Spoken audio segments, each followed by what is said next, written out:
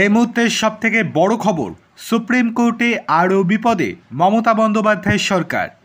গতকাল সুপ্রিম কোর্টে মুর্শিদাবাদ হিংসা মামলা প্রত্যাহার করে নিয়েছিলেন আইনজীবী। আরও তথ্য দিয়ে মামলা করার নির্দেশ দিয়েছিলেন বিচারপতি সূর্যকান্ত এবং বিচারপতি এন.কে. সিং।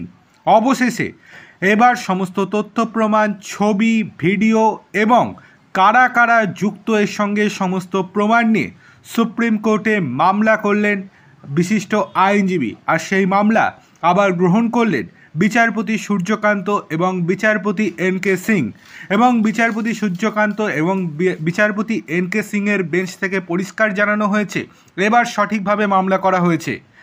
জাতীয় সড়ক অবরুদ্ধ হয়েছে, এমনকি রেল অবরোধের ঘটনা ঘটেছে, এই অভিযোগ তুলে আগেই আইনজীবী শশাঙ্ক শেখর ঝা মামলা দায়ের করেছিলেন।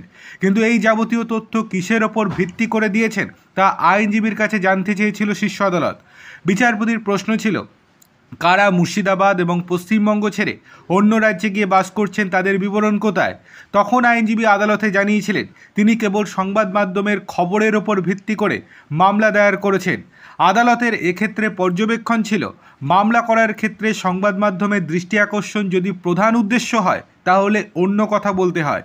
রাজ্য সরকার ছাড়া বাকি কাউকে এই মামলার সঙ্গে যুক্ত করা হয়নি, তা নিয়েও শীর্ষ আদালতের প্রশ্নের মুখে পড়েছিলেন আইনজীবী। শীর্ষ আদালতের বিচারপতির পর্যবেক্ষণ, গোটা মামলায় রিসার্চের ভীষণ অভাব রয়েছে। আর তারপরে পুরো বিষয়টা নিয়ে রিসার্চ করেন তিনি। এরপরে কারা কারা ঘর ছাড়া হয়েছেন, কোথায় রেল অবরোধ হয়েছে, কখন রেল অবরোধ করা হয়েছে, রেলের কি কি ক্ষতি হয়েছে, এছাড়া সরকারি সম্পত্তি কি কি ভাঙচুর করা হয়েছে, অন্য কোন রাজ্যে মানুষজন চলে গিয়েছে, কারা গিয়েছে, সমস্ত পুঙ্খানুপুঙ্খ লিস্ট নিয়ে আজকে সুপ্রিম কোর্টের দ্বারস্থ হয়েছিলেন আইনজীবী শশাঙ্ক বাবু। এরপর তার এই আবেদন অবশেষে গ্রহণ করেছে সুপ্রিম কোর্ট। আর এই সপ্তাহে এই মামলার অর্থাৎ চলতি সপ্তাহে এই মামলার শুনানির সম্ভাবনা সুপ্রিম কোর্টে জানিয়ে দিয়েছে আজকে।